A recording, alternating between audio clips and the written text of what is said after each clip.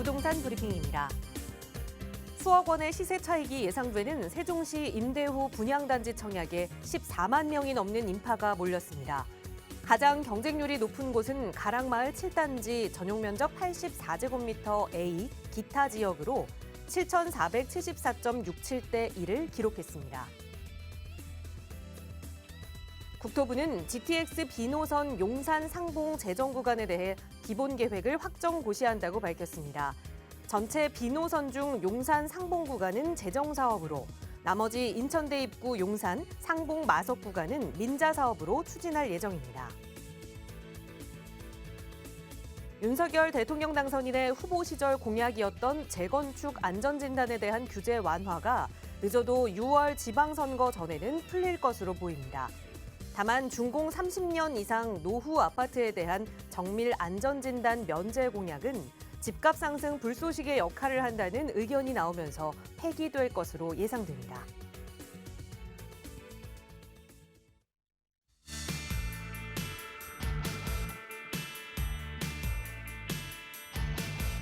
여러분 안녕하십니까? 부동산 고민 무엇이든 물어보세요. 진행의 김진주입니다. 봄 날씨는 변덕쟁이라는 이야기가 있는데 정말 요 며칠 쌀쌀한 날씨가 이어지고 있습니다. 이런 날씨가 지속되면 우리 고민이 생기잖아요. 세탁 다 해서 좀 정리해놨던 그 겨울옷들 다시 꺼내야 하나 아니면 이 추위를 조금 견뎌야 하나. 그런데 이렇게 꽃샘추위도 봄이 오는 하나의 과정입니다. 추운 바람이 있어야 꽃이 잘 필 수 있다고 하는데 이걸 자연과학에서는 춘화현상이다라고 이야기한다고 해요. 그런데 이 춘화현상이 바로 우리 부동산 투자 시장에도 좀 있는 것 같습니다. 투자 성공이라는 꽃을 피우기 위해서는 좀 힘들고 추운 어려운 시기도 잘 견뎌내야겠죠. 그런데 그 시기 혼자 견디시기 조금 어려우시다면 저희 전문가들과 함께 견디셔도 좋을 것 같아요. 오늘도 이용하실 수 있는 무료 상담 전화 활짝 열어두겠습니다. 서울 지역번호 02-2638-3970번 시청하시는 누구나 이용하실 수 있고요. 유료 100원의 상담 문자 샵 3989번으로도 여러분의 고민 만나보고 있으니까요. 언제든 편한 방법으로 연락 주시기 바랍니다. 자, 그럼 오늘 준비한 순서 지금 바로 출발합니다.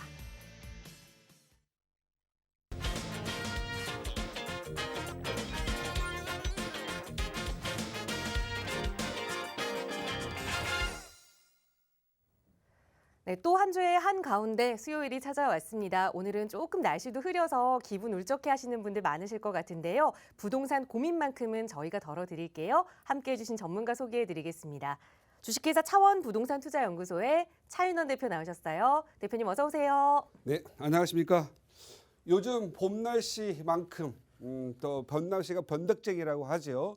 세계의 시장과 세계의 상황과 지금 전쟁, 석유값, 그리고 부동산 시장, 또 정치적 변화 이런 것들도 역시 너무 변덕쟁이처럼 변하고 있습니다. 과연 누가 승자로 남을까요? 이 변화에 적응하고 대응 잘하는 사람들이 성공하지 않을까 싶습니다. 때로는 평온할 때 그리고 안락할 때 스스로 변화를 만드는 사람들도 있습니다. 더 나은 과정을 만들려고 하는 거겠죠. 우리 시청자님들도 저희들과 함께 이 변화에 적응하고 대응하고 이 부동산 시장에서 같이 성공했으면 좋겠습니다. 자, 오늘 또 여러분의 부동산 고민 궁금한 거 많으실 텐데요. 지금 전화 주시면 변화하고 적응하는 과정 만들도록 하겠습니다. 지금 전화 주시기 바랍니다. 네, 정말 모든 게 예측할 수 없을 정도로 빠르게 변화하는 이런 시기에는 그 변화에 정말 빠르게 적응하는 사람만 살아남을 수 있습니다. 그러기 위해서는 현재 상황을 잘 분석하고 또 공부해 볼 필요가 있을 텐데요. 언제든 공부하시다가 전문가의 도움 필요하시다면 나가고 있는 무료 상담 전화 이용하실 수 있고요. 오늘은 여러분의 고민 만나보기에 앞서서 먼저 부동산 시장의 노하우 키워볼 수 있는 꼭꼭 박사의 명강의 시간을 진행해 볼 텐데요. 역시 그 변화와 맞물리는 이야기입니다. 우리나라 변화의 가장 최고봉에 있는 건 대통령이 바뀐다라는 점이겠죠. 5월 대통령 취임을 앞두고 부동산 정책은 좀 어떻게 변화가 될지 오늘은 그 현실에 대해서 좀 공부하는 시간 가져볼까 해요. 대표님 바로 전해주실까요? 네, 항상 이 정권 교체기 그리고 또 대통령이 바뀌고 또는 당이 바뀔 때 많은 사람들이 정책, 부동산 정책, 또 부동산뿐만이 아니라 주식시장 또는 다른 달러 시장 이런 변화에 대해서 많이 예측하고 거기에 따른 대응을 하고 있습니다. 이제 우리는 또 지방 선거까지 앞두고 있기 때문에 부동산 정책에 대해서 초미의 관심사가 많습니다. 그동안 꽁꽁 빗장, 많은 규제들로 빗장을 걸었다라면 이제 혹시 풀리지 않을까? 풀린다라면 나는 어떻게 대응할까? 이 부분에 대한 고민이 많을 건데요. 오늘은 어떤 변화를 예측하고 그 변화에 따라서 내가 어떠한 행동을 하고 어떤 투자의 방향을 잡아가야 할지 그걸 좀 아주 둥그무실하게 한번 풀어보도록 하겠습니다. 오늘 제목은 부동산 정책의 정책 변화에 따른 부동산 시장의 변화를 예측한다라는 예측으로 잡았습니다. 이게 이 변화 자체를 예측하는 것도 힘든데 변화에 따른 대응 전략도 쉽지는 않겠죠. 하지만 우리가 크게 보면 한 6가지 정도의 정책이 변화가 될 걸로 보여집니다. 변화가 예상되는 것들은 아무래도 규제 완화에 있겠죠. 이 규제를 완화시키면 결국은 시장은 수요와 공급으로 바꿔준다는 부분인데 아직 우리나라 같은 경우에 땅덩어리가 좁고 또 부동산 시장 자체에 대해서 많은 투자자가 몰리고 있고 하나의 투자의 팩터로 쓰이기 때문에 단순히 거주가 아니라는 거죠. 그렇기 때문에 이 수요와 공급으로 당장 해결하기는 좀 어려운 시기입니다. 그래서 부동산 시장의 안정화를 위해서 어쩔 수 없이 규제를 가져가고 있는데 아마 이 지금 오늘 이 놓여져 있는 규제는 우리나라 어떤 부동산 사상 가장 강력한 규제인 것 같다. 그래서 이 강력한 규제가 부동산 시장을 안정화시키기에는 좋으나 거기에 따른 부작용이 많이 일어나고 있기 때문에 이제는 규제를 오히려 좀 완화해서 어느 정도 시장 적응성을 좀 만들어야 되지 않겠느냐. 그래서 지금 현재 여권이나 야권이나 또는 대통령이나 새로 당선하신 분들은 이제 부동산 규제에 대해서 어느 정도 좀 변화시키지 않느냐 이게 고심하고 있는 것 같습니다. 그런데 제가 봤을 때는 당장 좀 노출되고 있는 부분이 첫 번째로는 종부세지요. 이 종부세, 종합부동산세. 이 종부세라고 하는 것은 약간 이중과세적인 부분이 있습니다. 먼저 재산세가 있죠. 재산세는 지방세로 있고요. 그리고 종부세가 있는데 종부세는 종합부동산세. 부동산이 있으니 재산세를 내라 하고 재산이 좀 많으니 종합부동산세를 내라 해서 이걸 국세로 두고 있습니다. 과거 초기에는 지방세 위에 다시 지방세에다가 종부세를 또 때려서 지방세를 늘려니까 이게 이중과세의 좀 유연적 부분이 여전히 남아 있는데 거기다 대고 재산세를 냈더니 재산세도 일률적으로 내지 않고 누진, 그러니까 재산이 많으면 더 많이 내는 누진세를 적용하고 있는데 또 더 많다고 해서 종부세를 적용하고 있죠. 그래서 이 부분은 결국은 부동산에 대한 어떤 그 규제를 통해서 시장 안정화를 하고 있겠지만 궁극적으로는 이중적 좀 잣대가 있기 때문에 언젠가는 통합되거나 정리가 돼야 될 부분인데 당장 종부세 때문에 힘드신 분들 먼저 주택 하나 그냥 어느 순간 사가지고 10년, 20년 살다 보니 주택 가격이 너무 많이 올랐기 때문에 종부세 부담, 특히 은퇴하신 분들이 부담을 많이 갖고 있기 때문에 1주택자에 대해서는 동결을 시키고 그리고 다주택자에 대해서는 그냥 인상분을 적용해서 과중하게 하는 부분이 지금 발생되겠죠. 그래서 이 부분도 또한 순기능과 역기능이 좀 있지 않겠느냐 생각이 드는데요. 요즘 우리가 말을 좀 아끼고 있어서 그렇지 이 종부세 부담과 양도세 중과세 부담으로 인해서 이 지금 현재 엉뚱하게도 가정들이 갈라지고 있다. 그래서 쉽게 말해서 너무 많은 세금 부담이 많으니까 어쩔 수 없이 이혼하는 사례들도 있더라. 그래서 재산 분할을 해서 팔 수도 없고 양도세 중과세가 너무 많으니까 팔 수도 없고 종부세는 5천만 원, 3천만 원만 나오니까 낼 수도 없으니까 지금 현재 다주택자의 경우는 지금 이혼을 하거나 재산 분할을 하기 위해서 그리고 두 번째 젊은 친구들이 결혼을 하는데 혼인신고를 하지 않은 경우가 지금 너무 많이 있습니다. 이거 뭐 다 일반적인 우리 같은 이 현장에서 알 수 있는 사람들 알 수 있는 내용인데 서로 말 못할 사연인데 사실은 지금 혼인을 하고도 같이 살고 있으면서도 혼인신고를 안 한 사람들이 많다. 왜? 다주택자에 대한 이 종부세 부담과 양도세 중과세 부담이 있기 때문입니다. 그래서 제가 보는 경우에서는 이러한 건전한 가정을 또 지키기 위해서는 다주택자에 대해서도 어떤 예외적 어떤 감면이라든가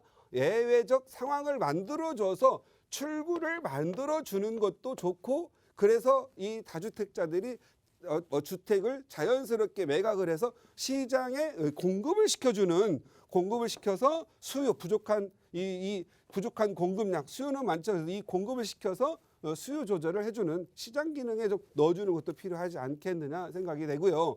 만약에 제가 봤을 때는 이 다주택자에 대한 부분을 인상을 계속 유지한다라고 한다면 양도세 부분을 건드려주지 않을까 생각을 합니다. 그래서 양도세 중과세를 한시적으로 폐지 후 다시 중과를 하는 방법. 그래서 양도세도 중과를 하고 종부세도 중과를 하게 된다라면 결국은 한시적인 기간 동안에 시장에 자동적으로 매물이 나와줘서 재개발, 재건축 그리고 3기 신도시로 공급하는데 앞으로 10년 제대로 작동되려면 10년 걸리겠죠. 5, 6년부터 공급된다고 하지만 그 물량이 그렇게 나와주지는 않기 때문에 그래서 한시적으로 이렇게 다주택자의 물량을 나오게 하고 3기 또는 재개발, 재건축에서 공급이 된다라면 시장이 어느 정도 양질의 아파트, 양질의 주택이 공급되면서 시장이 어느 정도 조정 기간을 갖지 않겠느냐. 그래서 저는 양도세 중과세 앞에 별표 하나 붙여져 있죠. 정책을 종부세를 동결하고 안 하고 이런 거보다는 양도세 중과세를 한시적으로 한 2년 정도 폐지한 후에 정리를 하고 다시 또 중과를 하게 된다라면 이미 종부세 폭탄에 한번 놀랐고 양도세 중과세에 놀랐기 때문에 시장에 어느 정도 매물로 나와줘서 이 매물이 자동적으로 공급으로 바뀌면서 시장이 좀 안정되는데 기여하지 않을까 생각을 하고요. 세 번째, 취득세 중과세지요. 취득세 중과세, 주택을 하나 있으면 1에서 3%를 적용되는데 두 채를 살 때, 두 채 들 때부터는 8.4%, 세 채가 될 때는 12.4%를 하고 있는데 이 부분에 대해서 주택을 사려고 하는 사람들에 대해서 상당히 거래량을 떨어뜨리는 건 사실입니다. 거래량을 줄였다라는 것은 그만큼 부동산 가격 조정에는 성공했다고 볼 수 있겠는데 반대로 부작용이 좀 많이 있죠. 부작용으로는 전혀 투자의 가치도 없는 쪽으로 투자가 몰려가고 있는 부분들이 있어서 새로운 폭탄이 지금 만들어지고 있다라는 겁니다. 예를 들어서 월세는 3%도조차도 안 되는 이런 것들이 엉뚱하게 아파트나 아니면 다세대 주택이나 주택이 아닌 부분들 일단 지산이나 근생이나 무슨 분양형 호텔이라든가 이런 것들이 있는데 엉뚱하게 자금과 투자자가 몰려감으로써 취득세 4.6%를 받으려고 이 취득세 중과세가 발생되기 전에는 쳐다도 안 보던 것들도 취득세 중과세 그리고 종부세 부담으로 인해서 자금이 엉뚱하게 몰려가는 부분이 좀 있다. 그래서 시장이 지금 현재 잘못하면 만약에 양도세 중과세가 한시적 폐지되거나 취득세 중과세가 폐지돼 버린다라면 엉뚱한 또 피해자가 발생시킬 수 있는 그런 부분들도 보인다. 그래서 제가 봤을 때는 너무 이상하게 과열된 시장에 대해서는 지금은 주의를 해야 할 때이다라고 말씀을 드리고 싶고요. 네 번째, 지금 이 부동산 시장에 있어서 가장 지금 현재 거래량을 막고 있는 부분들 중에 하나가 대출 규제죠. 대출 규제는 기존에 있는 50대, 60대 돈 있는 사람, 주택 있는 사람 대상이 아니죠. 거의 만약 대출을 받아서 신용대출과 부동산 담보대출을 했던 사람들이 주로 누구죠? 이제 직장 생활을 좀 시작하거나 신혼부부 또는 아이 하나 있는 밑에 있는 분들인데, 이런 분들이 대출 규제를 받아 보니까 대출 LTV에 60%, 70%에서 40% 낮췄죠. 거기다 DSR 자기 연봉에 그래도 8배 나오다가 이제는 4배 그래서 너무 하다 보니 오히려 있는 사람은 돈으로 줍줍이를 해가고 있고, 젊은 층, 신혼부부, 그리고 열심히 일을 해서 미래적으로 돈을 벌어서 자기가 좀 대출 이자 갚으면서 내 집 마련할 수 있는 사람들에게는 오히려 기회가 지금 좀 박탈된 상황이다. 그래서 저는 대출 규제는 아마도 젊은 층들과 열심히 일하면서 땀을 흘려서 내가 내 집만 하려고 하는 사람들, 이런 사회초년생이라든가 이런 분들을 위해서 대출 규제는 선별적으로 나이층과 어떤 그 무주택자와 이런 쪽으로 해서 선별적으로 대출 규제는 풀려나갈 것으로 보여진다. 그래서 내 집 마련의 기회를 많이 좀 줄 걸로 보여지고요. 또 대출 규제는 무조건 이렇게 부동산 가격과 거래량을 잡아내는 데에 좋은 부분도 있겠지만, 만약 대출 규제가 계속 된다면 어떤 문제가 있냐면, 우리 사회 전체적인 유동성이 많이 떨어져서 큰 바퀴가 작은 바퀴로 돌기 때문에 경제 침체로 만들어지는 그러한 경기 침체기가 극심하게 올 수가 있겠다.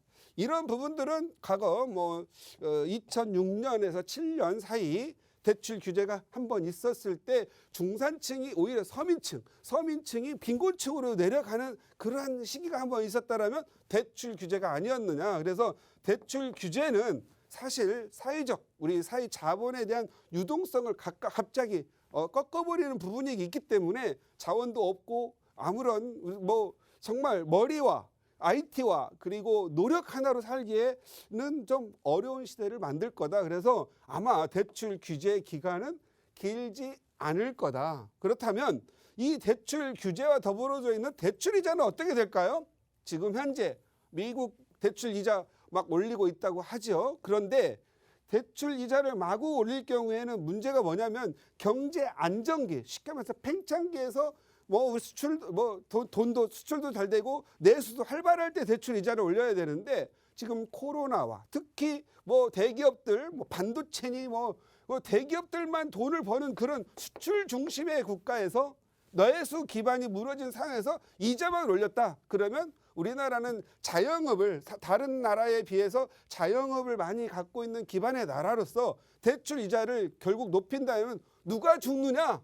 돈을 많이 빌려 쓰고 돈 많이 버는 대기업과 중소기업이 중견기업이 죽느냐? 아니다는 거죠. 자영업자와 서민과 소기업만 박살난다. 그래서 대출 이자도 많이 올릴 수가 없을 걸로 예상돼서 저는 낮추거나 그리고 보합으로 저는 예상을 하고 있고, 또한 대출 이자를 만약에 조정한다 하더라도 주택시장으로 들어오는 부분과 일반 서민의 사업시장으로 가는 부분들이 나누어져서 차별화가 될 거다. 아마 이런 부분도 차별화 쉽지 않겠죠. 누구는 이자를 왜 풀어주고 누구는 이자를 또 대출 많이 해주고 하는데, 이런 차별성을 두지는 않겠지만 결국은 이러한 규제로 봤을 때는 차별적인 대출 이자의 적용과 대출의 영역, 그러니까 대출의 폭, LTV나 DSR들을 좀 더 정밀하게 분석을 해서 규제를 풀고 안 할 건 안 하고, 또는 풀 건 풀어주지 규제할 건 규제하지 않겠느라는 예상이 듭니다. 그리고 이 지금 현재 가장 중요한 부분이죠. 이 6번인데 재개발과 재건축. 이건 우리 일반인이 생각하는 이상으로 이 폭발적인 부분입니다. 재개발, 재건축의 규제 완화, 그리고 또는 조건의 완화. 지금 모두가 서울에 양질의 아파트가 없고 수급이 지금 현재 불안하다. 그래서 규제를 할 수밖에 없다. 그러면 규제만으로 하다 보니 경기 침체되고 우리가 더 경기가 어려워진다. 그럼 공급을 늘려야 되는데 3기 신도시, 2기 신도시, 1기 신도시를 높였는데 그게 아니다. 지금은 AI 시대, 1차, 2차 농사 짓고 공장 지어서 멀리 퍼져가지고 살던 시대가 아니라 이제는 3차 서비스 시대를 넘어서 IT, AI, 인공지능 시대, 4차 시대는 이제 대도심이 모여서 한 두뇌 역할을 하기 때문에 돈 버는 사람, 일하는 사람이 대도시에 다 몰리고 있는데 지금 넓혀갖고는 될 수가 없다. GTX, 지하철 이거 깐다고 해서 그 사람 다 가느냐? 머리가 어디에 모여 있다? 대도심에 모여 있다. 그래서 재개발, 재건축을 완화할 거다. 규제를 완화하고 거기 필요한 지역에 공급량을 줄 거다. 조건, 재개발, 재건축이 매우 까다로운 조건이죠. 조건을 완화할 거다. 만약에 공급이 된다면 어떻게 되겠죠? 서울에 있는 노후주택들 그리고 빌라 다세대 주택 공급 아파트로 교체되면 어떻게 됐죠? 그렇게 되면 서울에서 멀리 있는 수도권이 타격을 받을 수 있겠죠. 그래서 이것도 굉장히 고심이 되겠지만 결국은 수요가 있는 곳에 필요한 곳에 공급이 되기 때문에 재개발과 재건축 규제 완화가 될 거다. 그래서 필요한 곳에 공급을 주어서 수요와 공급이 시장에 의해서 자율적으로 조정될 수 있도록 만들어 갈 거다. 그러나 궁극적으로 당분간은 어려울 거다. 당분간 어렵다라는 건 뭐냐면 우리가 가격이 조정도 돼야 되겠지만 어느 정도 수요와 공급이 비슷해지거나 제가 봤을 때는 팩터가 지금 현재 자가주택 보유율이 서울 같은 경우 50% 이하인데 자가주택 보유율이 60에서 65%만 가지고 65%만 늘어나더라도 앞으로 한 15%만 늘어나더라도 주택 가지고 장난치고 투기하고 하진 않을 거라는 거죠. 그래서 어떻든 대출을 늘려주던 양도세 중과세를 풀던 취득세 중과세를 뭐 강하게 해가지고 1주택자를 만들던 해도 앞으로 자가주택을 15%만 올려줘도 제가 생각할 때는 시장 자율 조정 시간이 올 거다. 그래서 저는 재개발, 재건축이 가장 부동산 규제도 풀면서 시장의 기능에 맞추면서 가격도 조정시키지 않을까. 그래서 재개발, 재건축이 서울이 만약에 진행이 많이 된다면 어떻게 되겠죠? 서울을 중심으로 하는 위성도시들, 서울에서 예를 들어서 강화문에서 아니면 강남에서 40-50km 떨어진 지역들의 아파트가 위험한 시장이 올 거다라는 그런 예측을 해봅니다. 그래서 오늘은 그저 아직 정부가 대통령이 바뀌었지만 아직 정권 교체가 다 이루어지지 않은 상황이고 부동산 규제 법 아직 바뀌지 않았습니다. 다만 이러한 변화가 있다라면 나는 어떻게 대응해야 될 거냐 그 부분을 놓고 말씀드렸으니까 좀 더 심층적으로 여러분도 고민하면서 부동산 시장에 적응하고 그리고 또 더 변화를 스스로 만들어가는 주체가 되셔서 부동산 투자에서 성공하시기 바랍니다. 네, 새로운 정부가 들어선다고 해서 그동안의 규제들이 한꺼번에 사라지지는 않을 겁니다. 급격한 변화는 없을 거지만 하지만 점진적으로는 어쨌든 시장 자율에 맡기는 분위기로 흘러갈 거다라는 말씀을 해주셨거든요. 자, 그렇다면 이 흐름에 맞춰서 그동안의 정부와는 다른 투자 계획을 좀 계획해 보셔야 할 텐데 여러분 혼자 하시기 어려우시다면 언제나 저희가 함께하고 있습니다.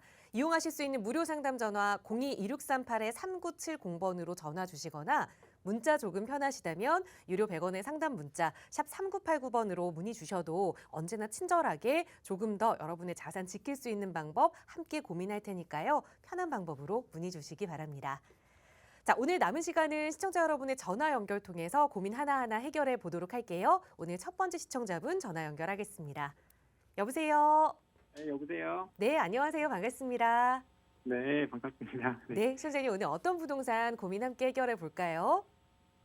지금 현재 그 동작구에 그 아파트를 하나 보유 중인데요. 네, 작년 3월 달에 입주해가지고 현재 거주 중인데, 네. 좀 상급지로 진입하고 싶어서 고민 중이거든요. 네, 지금 아기는 어리긴 한데, 네. 어떻게 좀 전략이 있을까 궁금해가지고 알겠습니다. 연락드렸어요. 예. 네, 작년 3월에 입주를 하셨으면 아직 1년 거주하고 계신 상황인데 벌써 좀 상급지를 계획하고 계시는 거네요. 동작구에 어떤 아파트 거주하시는지 여쭤봐도 괜찮을까요? 예, 그 상도역 롯데캐슬 파크 앱이고요. 네, 상도역 롯데캐슬 아파트 네네. 여기에 거주하고 계시는데 아이의 학군이나 나중에 미래를 생각해서 네. 상급지로 좀 어떻게 갈아탈 계획을 세워야 하는지 한번 네. 차근차근 상황에 맞게 계획 세워볼게요. 대표님과 예. 인사 나눠보세요. 네. 네, 안녕하세요. 예, 안녕하세요. 네, 반갑습니다. 예, 반갑습니다. 롯데캐슬 언제 사셨어요? 그 2019년에 그 조합원으로 계약을 해가지고 예, 예. 예, 입주하게 되었고요. 예, 지역주택조합으로 들어가신 거죠? 네. 예. 대단히 성공하신 거예요. 네, 감사합니다. 그러니까 생존하신 거야. 300대 제가 봤을 때 성공률 한 10%에 10%도 안 되나 5%에서 생존하신 거니까 네. 아마 간은 다 녹아 있었겠네요. 그렇죠. 예, 원래 이 지역주택 하면 간이 녹아 있습니다. 네. 그래도 축하드리고 그래도 롯데캐슬 위치가 워낙 좋아가지고 일단 네네. 투자 성공을 하신 것 같아요. 예. 예. 지금 현재 직장 위치는 어떻게 되세요? 직장은 저는 김포에서 다니고 있고요. 김포. 부인께서는요? 와이프는 수원 쪽으로 다니고 있어요. 수원요? 네. 그 지금 아이는 몇 살이에요?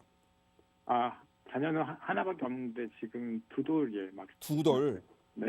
아이가 많아야 부자 되는 건 아시죠? 네. 왜 아이가 많아야 부자 되는 줄 아세요?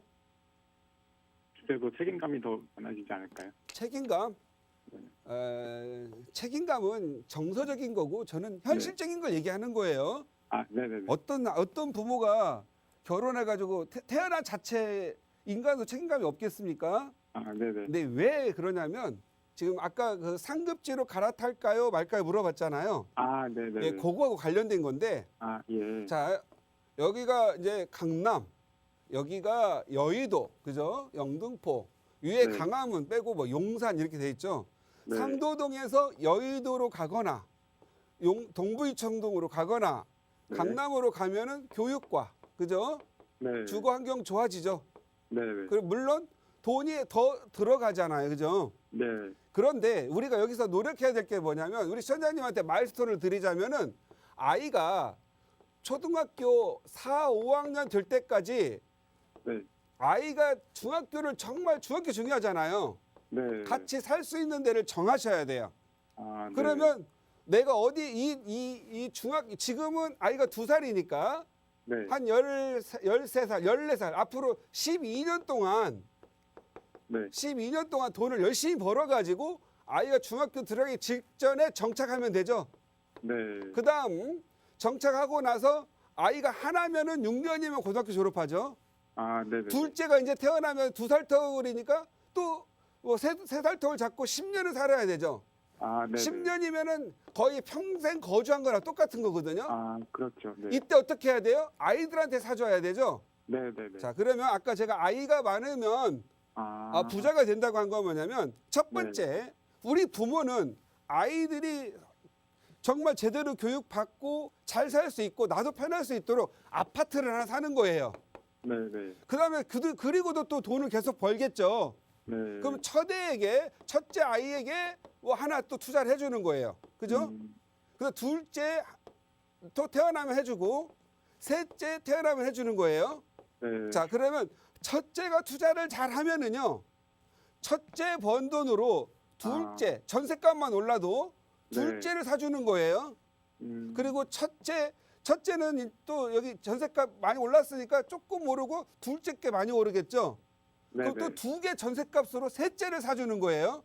네. 그러면 대부분 어떻게 됐냐면 과거 한 5, 6년 동안 아파트 있는 분이 아들한테 5억짜리 전세 4억 끼워가지고 1억 투자하신 분들 있잖아요. 네. 4억짜리가 전세가 뭐 6억, 8억 됐잖아요. 네네. 그러면 3억 오른 거 가지고 또 둘째 사준 거예요. 그리고 이제 또 지금 셋째 이제 기다리는 사람도 있겠죠. 네. 그러면 이 나중에 어떻게 되냐면 여기 이 부모님은 애들 다 사주고 나서 대학교 졸업하고 나면 직장 가면은 바로 세대 분리를 하는 거예요. 그죠? 네네. 아이가 많이 있으면은 하나씩 갖고 있으면 4주택자인데 큰 애가 직장 생활하면 이제 3주택, 둘째 직장 생활하면 2주택. 그죠? 셋째까지 하면 이제 나는 1주택 비과세. 아이들도 네. 다 비과세 되겠죠? 네. 그리고 애들이 돈을 많이 벌었어요. 네. 그럼 어떻게 해야 돼요? 이제 수금해야 돼. 이제 수금. 예. 그죠? 애들한테는 뭐 결혼하기 전에 한 3억 정도만 쥐어주면 되는데 예상치도 못해 막 8억 번 애들 많잖아요. 아, 네. 그럼 이제 비과세로 강제로 팔으라고 해야 돼요.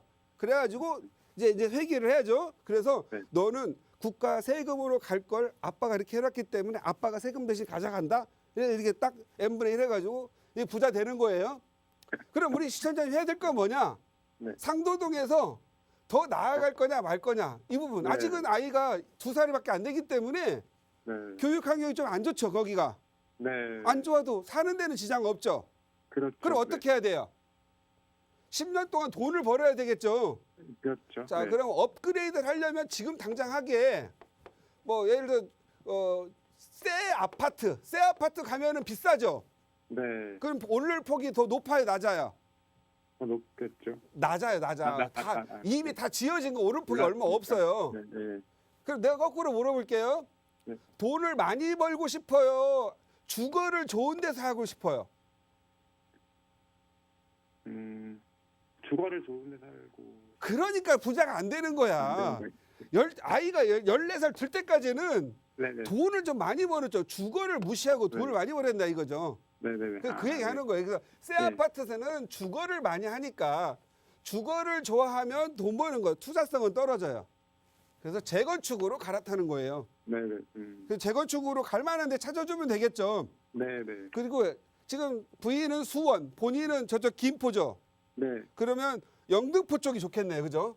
아, 네. 영등포 요즘 막 그냥 내 것도 아닌데 이거 방송에서 막 언급하면 되게 또 힘들어요. 우리 PD님이 네. 당산역과 네. 영등포 구청역, 네. 선유도역 이 있죠. 그 네. 양평역 이렇게 직사각형이죠.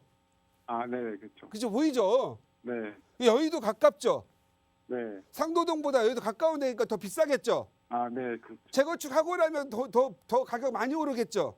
네. 네. 네. 여기 보면은 학교도 있는 데 있거든요. 네. 당산 서초등학교가 있고 네. 당산 서중학교 있네요. 네. 뭐 여기 유원에서부터 당산 뭐 이렇게 쭉 있잖아요. 네, 그렇죠. 아파트들 투자하시면 좋을 것 같아요. 아, 네. 근데 재건축 가능성이 높은 게 보통 15층 중층 아파트 이하가 좋거든요. 네. 네. 당산 사가 현대 아파트 좋을 것 같아요. 네. 돈이 좀 안 되면 양평 현대 3차, 돈이 안 되면 양평 현대 2차 이렇게 해서 요 2개 정도가 재건축 바라고 가면 좋을 것 같다는 생각이 듭니다. 아, 그래서 네. 여기서 중요한 핵심은 뭐냐면 네. 네. 우리가 항상 이렇게 좀 뭐라 그럴까 주거하고 투자를 할 때 보면 꼭 어렵게 사는 사람들이 뭐냐면 주거도 좋게 하고 투자도 좋게 하려고 하니까 안 되는 거예요. 네. 네. 그게 안 돼. 그럼 어디로 가야 돼요? 서울 밖에 가서 살아야 돼. 그렇죠. 아, 이해 가시죠? 그래서 네. 이 시청자님 같은 경우는 주거의 환경을 좀 낮추고 투자를 네. 좀 높이고 그리고 조금 이걸 불일치시켜서 나중에 아이가 중학교 들어갈 때 그때 네. 일치시키면 좋겠죠, 그죠? 네. 예, 그래서 좀 그때는 좀 덜 벌어도 되잖아요. 네. 예, 그렇게 하시기 바랍니다. 예, 알겠습니다. 네, 감사합니다. 이거 우리 시청자님 거 가격이니 금액은 얘기하지 않은 이유가 너무 드러나면 또 안 팔릴 수도 있고 네. 그런 거 있잖아요, 그죠? 네. 네. 네, 팔고 좋은 쪽으로 갈아타시고 정 머리가 안 돌아간다. 그거 어떻게 해야 돼요? 저한테 오세요. 내가 그 가슴으로 얘기해 드릴 테니까. 네. 네. 알겠습니다. 네, 행복하게 사시고요. 예, 감사합니다. 네, 감사합니다. 네, 아직 아이가 어린 신혼부부분들에게도 다 도움이 되는 내용이 아니었을까 합니다. 신축 아파트보다는 몸이 조금 고생하더라도 향후 가치가 있는 재건축 기대 아파트로 좀 이주 계획을 세워보자 조언 드렸으니까 잘 참고하셔서 또 향후 계획 세워보시고요. 언제든 어려운 점 생기시면 연락 주세요. 나가고 있는 무료 상담 전화 02-2638-3970번으로 여러분과 함께하고 있습니다. 자, 다음 전화 연결해서 말씀 이어갈게요. 여보세요. 예, 네, 안녕하세요. 반갑습니다. 예, 반갑습니다. 네, 시청자님 어떤 고민 오늘 함께 좀 풀어볼까요? 예, 예. 그 위례 신도시에 네, 신한 인스빌이라고 있거든요. 네, 2014년도에 매입을 해서 지금 전세를 놓고 있는 상황이고, 네, 그 전라도 광주에 네. 북구에 그 첨단 이주구 부영이라고 있습니다. 네. 그게 이제 공공임대인데 내년에 분양 전환을 그 2차로 받게 되거든요. 네. 그러면 제 상황에서 지금 그 주택을 받게 되고 그러면은 한시적인 1가구 2주택이 되고 네. 1가구 2주택을 피하기 위해서는 또 위례 신한 인수비를 팔고 그걸 분양 전환을 받아야 될지 네. 머리가 안 돌아가서 전화드렸습니다. 알겠습니다. 좀 도움 드리도록 할게요. 먼저 위례 신도시의 신한 인스빌 아파트를 2014년부터 보유를 하고 계셨고 이거를 지금은 전세 놓으신 상황이고 그리고 말씀 주신 전라도 광주 북구 천장 이지구의 부영 아파트 이 공공임대 아파트는 그럼 지금 거주를 하고 계시는 거죠? 내년에 분양 전환을 받아야 됩니다. 2차. 네, 그래서 2023년 분양 전환을 앞두고 있고 그래서 이걸 그렇죠. 전환받게 되면 내가 일시적 2주택 상황이 되기 때문에 이걸 좀 어떻게 해결해야 되나 이 세금 그렇죠. 부분이 좀 궁금하신 것 같아요. 그렇죠. 자, 먼 지역이긴 한데 서울과 전라도, 광주 함께 비교해 볼게요. 대표님과 인사 나눠보세요. 예, 감사합니다. 네, 안녕하세요. 예, 안녕하세요. 팬입니다. 네, 반갑습니다. 아유, 목소리도 반갑습니다. 너무 좋고. 고맙습니다. 예, 이 지금 머리 아픈데 딱 적게 전화 주신 것 같아요. 감사합니다. 예. 예, 이게 참 지금 현재 우리 시청자님은 그럼 직장은 어디고 사시는 데는 어디예요? 지금 직장은 광주에서 왔다 갔다 하고요. 예, 예. 그다음에 주거처는 울산이고요. 울산이고요. 예, 예. 예, 완전 굉장히 홍길동처럼 살고 계시네요. 아, 예, 멋집니다. 예. 예. 자, 지금 현재 1세대 1주택자의 문제점 그거 하나만 말씀드리고 혹시 예. 자녀분들은 지금 몇 살이에요? 지금 큰 놈이 고3이고요. 고3, 작은 놈이 중학교 1학년 중1. 올라갑니다. 예. 자녀분한테 중1. 지금 예, 말씀하세요. 예, 예. 지금 자녀분한테 예. 부동산 증여한 거 있으세요? 없습니다. 그 하나 하면 되겠네요. 간단하게 광주 첨단. 큰 자, 놈이 지금 1세대 1주택 기준이 어떻게 예. 되냐면 예, 예. 자, 1세대 1주택이잖아요. 예. 만약에 지금 첨단 걸 하게 되면 1년 내 위례를 매각을 해야 돼요. 그죠? 예. 그다음 2014년이었으니까 2년 지금은 거주 안 해도 비과세예요. 그죠? 예. 그런데 만약에 이 그 광주 걸 사면 1년 내 매각을 해야 되고 1년 내에 광주 광역시 첨단 있잖아요. 예. 거기에 입주를 해야 비과세입니다. 그건 알고 계시죠? 알아요? 지금 알았습니다. 지금 알았습니다. 예, 예. 지금 그러면 자녀분들은 어디 중학교, 고등학교는 어디 살고 있어요? 지금 울산에 둘이 있어요. 그럼 울산에서 애들이 다 여기 이사 와야 돼요. 광주로요. 그렇죠. 아, 지금 난감합니다. 1세대 일시적인 2주택자의 기존 주택 비과세는 사자마자 산 날로부터 등기한 날로부터 1년 이내에 위례를 매각을 하시고 1년 이내에 광주에 거기 별로 안 좋은 아파트를 이사 들어가서 살아야 되는 거예요. 예. 이때는 어떻게 해야 돼요? 미래를 팔아야 되나요? 위례는 지금 현재 위례 신사선 개통 소재 있죠? 예. 가격 더 오를까 안 오를까요? 참 그러면 하나 물어볼게요. 공공임대주택을 네. 아들 이름으로 아드님 자녀분 이름으로 받을 수 있어요 없어요? 명의. 증여로요. 예? 명의를 아, 명의를. 안 되죠? 본인이 살던 사람만 주잖아요. 예, 예, 맞습니다. 계약자 명의로. 예, 예. 그러면 예. 첨단이 얼마나 오를 거냐를 봐야 되겠죠. 예, 예, 예, 예. 첨단이 9첨단이 있고 10첨단이 있는데 예. 9첨단은 좀 올라요. 저기 신첨단 좀 올라고 예. 9첨단은 지금도 이제 재건축하기 기다리고 있을 것 같은데요. 예. 지금 광주에서 가장 덜 좀 오른 데가 첨단이죠. 예, 북구 첨단 2주구입니다. 네, 잠깐만요. 예. 첨단 몇 차예요? 이 1차가 있고 뭐 2차 있고 그러는데. 북구 첨단 2주구 부영인데. 예, 부영 사랑으로 있죠. 첨단. 예, 예, 예, 맞습니다. 예. 예, 여기 보면 상업지역 있는데 상업지역 밑에 있는 거죠? 그 위에 보면 아파트들 많이 있잖아요. 가면 예, 예, 예, 예. 뭐 거기 보니까 무슨 뭐 못자리 같은 것도 하나 있더구만.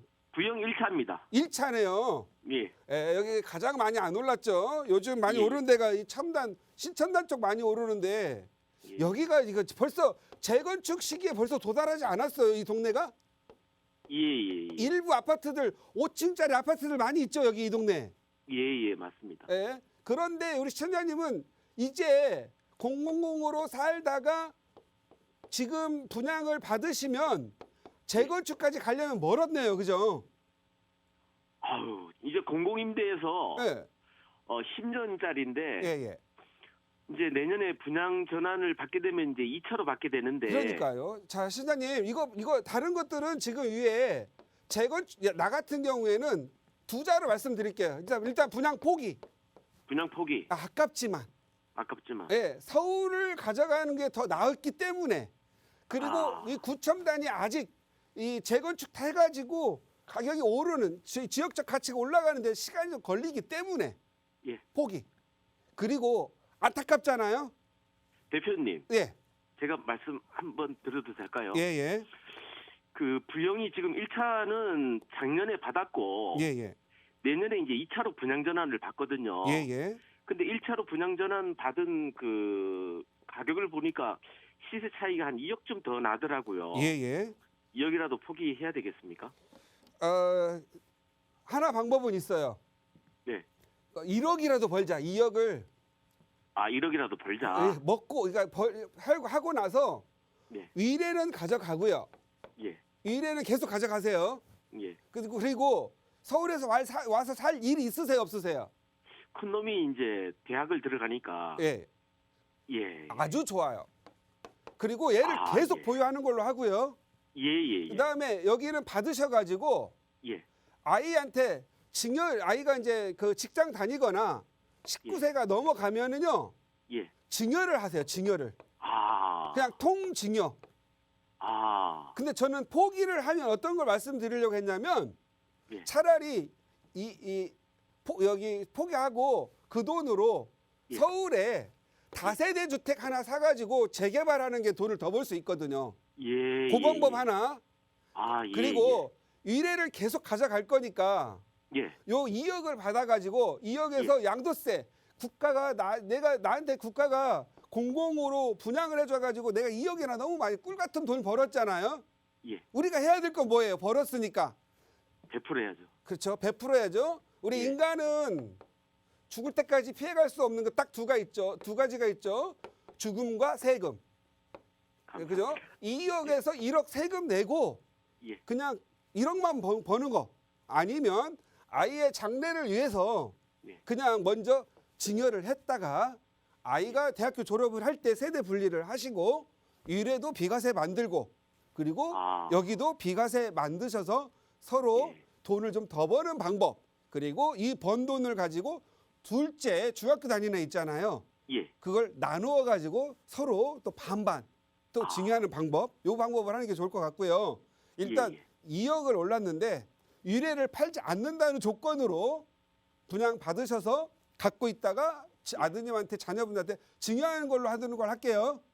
아이고 예. 감사합니다. 시간 관계상 이것만 말씀드리겠고요. 더 복잡할 때는 미안하지만 월차 내고 찾아오세요. 감사합니다. 한번 네. 찾아뵙겠습니다. 네, 감사합니다. 예, 고맙습니다. 네, 감사합니다. 예, 감사합니다. 예.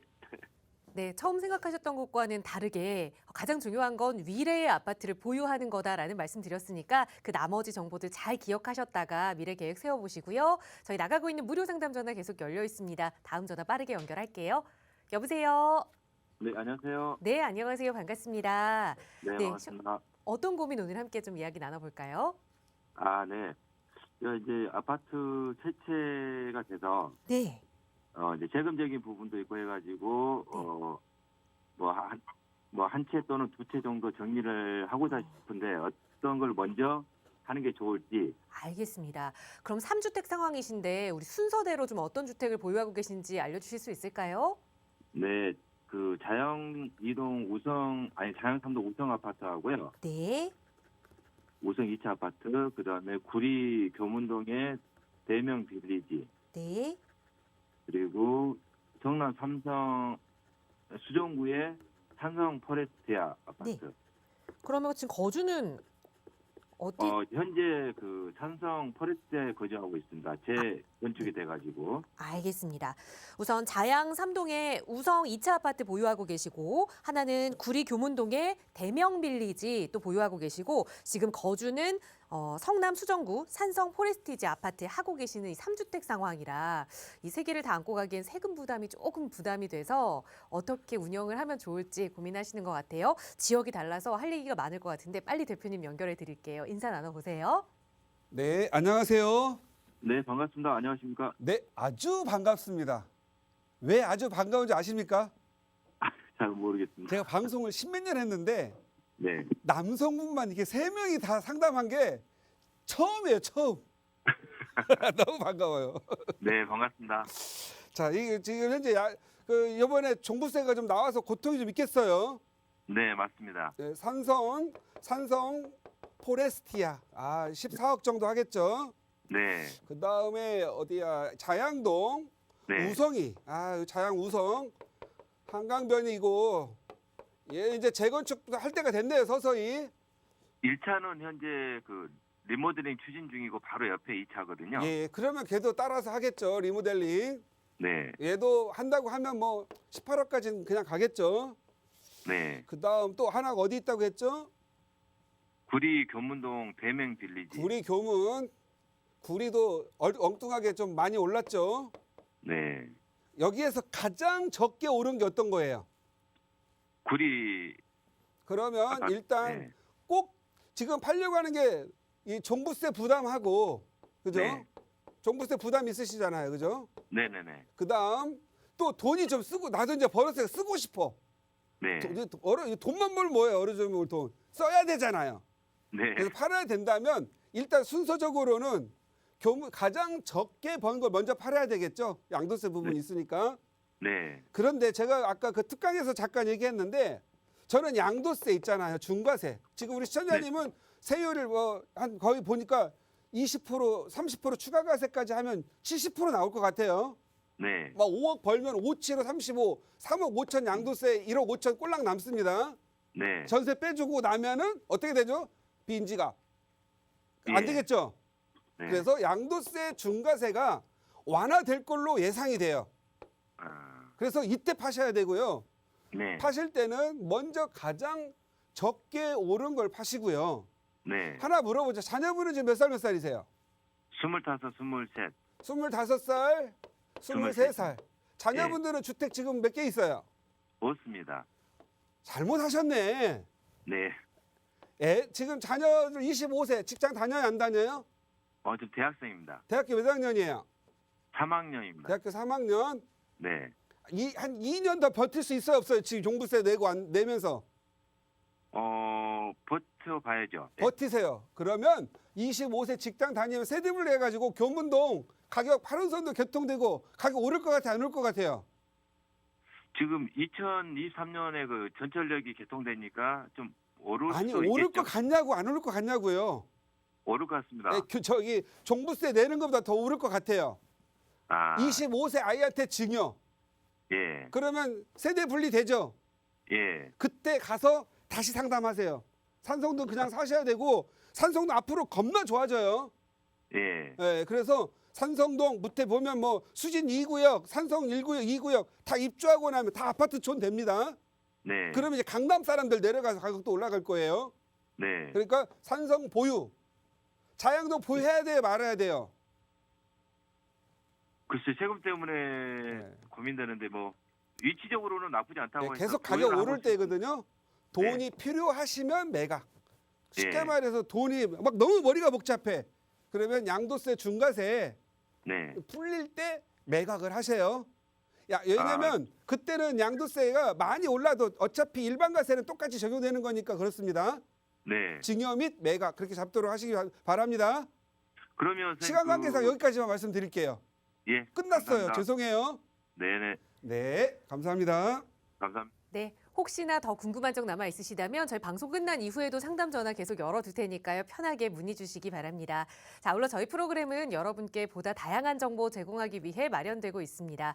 해당 부동산의 가치나 매물 가격의 상승 하락은 보장하지 않는다는 점 꼭 유의해 주시기 바랍니다. 오늘은 종일 날씨가 흐리다고 하네요. 건강관리 잘 하시고요. 저희는 내일 이 시간에 다시 인사드리겠습니다. 시청해주신 여러분 고맙습니다.